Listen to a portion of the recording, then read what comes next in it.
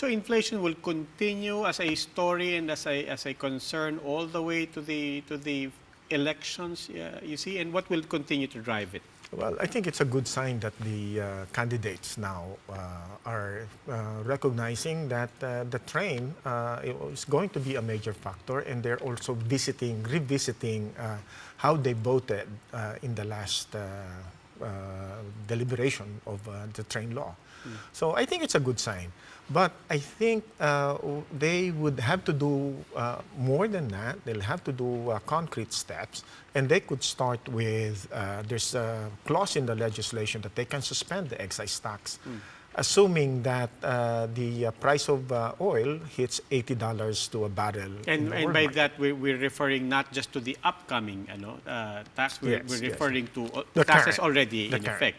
But I think they should interpret that as $80 to a barrel at the time when the law was passed.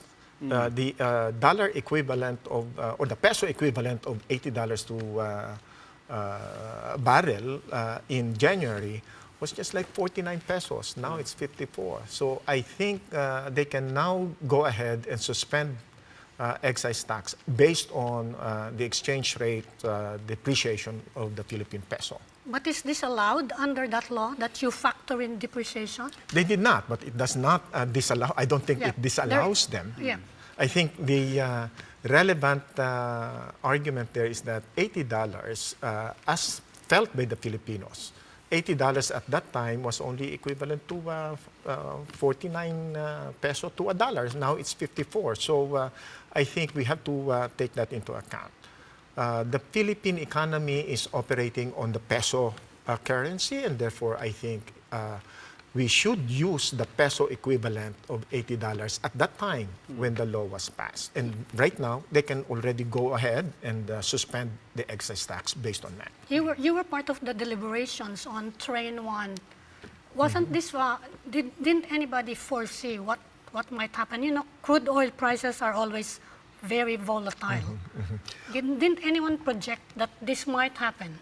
I think we always, I used to work for the Department of Social Welfare and Development, and we took the perspective of the poor households. And we thought that anything that will tweak the pricing, the tax structure, could affect the purchasing power of the poor. And at that time, we already saw that especially those who are living in ARMM, in Bicol, the high poverty incidence rate provinces or regions, they will experience the major impact of inflation. And right now, I think that's what we are seeing now.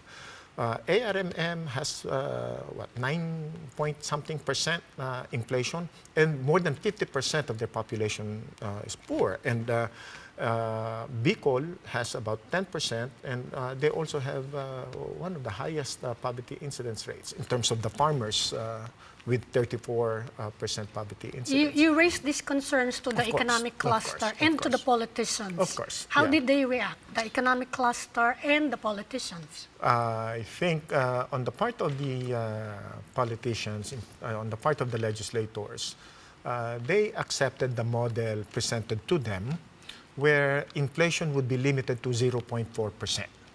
And obviously, that did not happen. So I think rather than saying, I told you so, I think we have to revisit the model.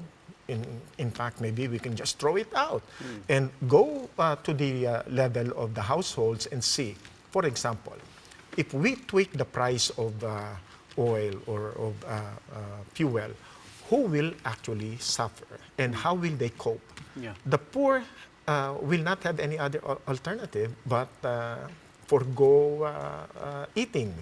You know, unlike the middle class or the rich families, they can switch to other alternatives. But in case of the poor households, there's not much that they can do. Very quickly lang po, we won't force you to say, I told you so, but I will ask you, it's not true what the senators, particularly the re-electionists, are saying, that nobody warned us. This is why we're changing our minds now. They're saying, hey, nobody saw this coming. That's not true. during the deliberation, during the public hearings, there were many interest groups who already raised that issue. You know, this is like toothpaste. Once you press it out, you will be very, very difficult to, in fact, it's impossible to bring it back to the tube. You know? So I think the lesson learned here is that the economy is too important just to leave it to the economic models. No, from our textbooks. We really have to go down to the level of the households and see consumption pattern, spending pattern of the households. But that's a bit of a complex lesson for even politicians to understand. I mean, we've heard so many of them during the filing of their COCs say, you know, lessons learned about train, lessons learned about train. It makes you wonder, did they even identify the lesson to begin with? When you talk about the lesson now, I mean, that's still a bit of a complex lesson, even for us to understand. So bring us forward. Come the next batch of politicians, come the next batch of senators and all that, can they safely say the lessons learned? I think the lesson learned, like I said earlier, was that economists would give you models. And it will consist of some economic variables, and they can already frame it. Unfortunately, the economic models that are being presented in schools will have to face up to reality.